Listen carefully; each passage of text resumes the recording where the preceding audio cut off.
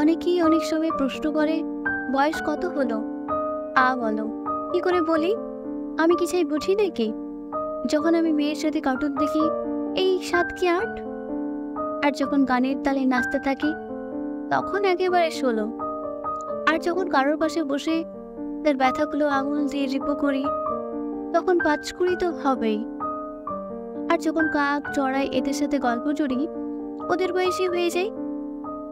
বয়সটা দিয়ে হবে ঠিকই, ওটা তো সংখ্যা ছাড়া আর কিছু কি? নদীর জলের বা সূর্যের আলোর কি বয়স হয়? সময়ের সাথে বদল হয়, তাই আমারও হচ্ছে।